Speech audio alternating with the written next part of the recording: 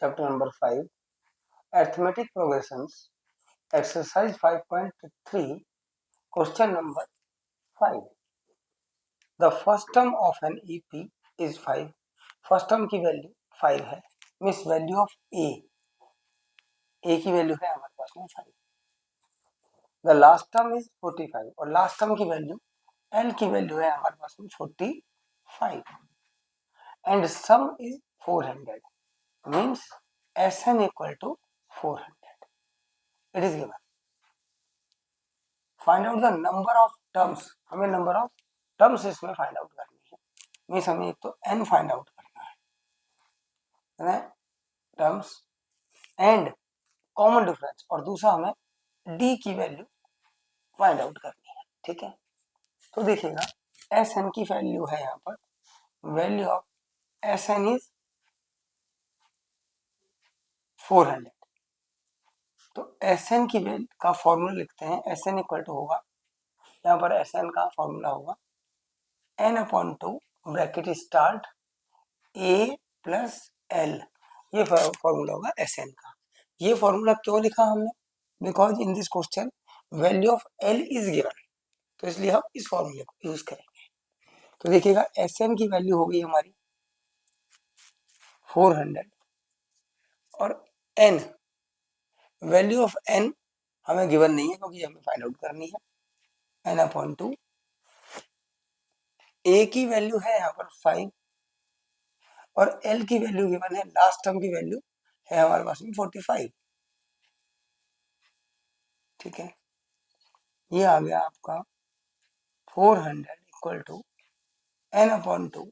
इन दोनों को ऐड करेंगे तो आएगा 50 आएगा, और 50 को 2 से डिवाइड करते हैं. When we divide 50 by 2 we will get 25. ये आ गया आपके पास में 400 इक्वल टू n इंटू 25.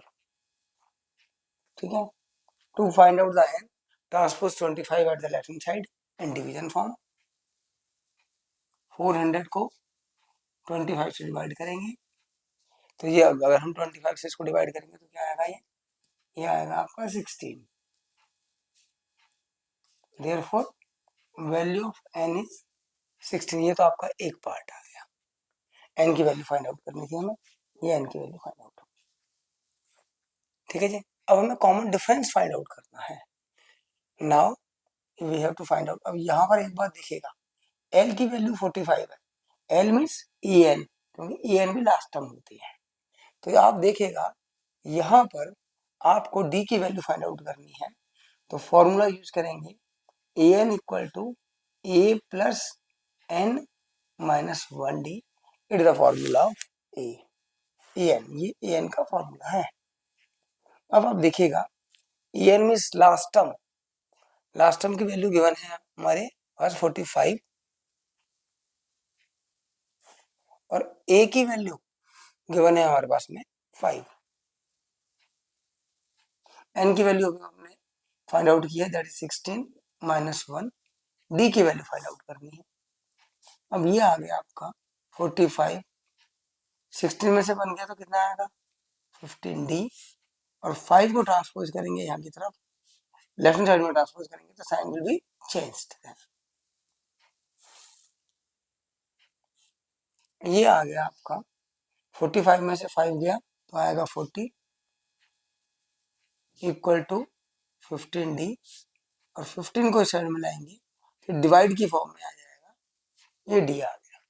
इसको अब आप 5 से भी कैंसिल कर सकते हैं. 5 8 जा, 5 3 जा, मीन्स ये आ गया 8/3 इक्वल टू d. तो देखिएगा ये आ गया हमारे पास में. आंसर क्या आ गया? आंसर में देखिएगा n की वैल्यू आ गई हमारे पास में 16 और d की वैल्यू आ गई 8/3. It is our answer. ये हमारा आंसर है.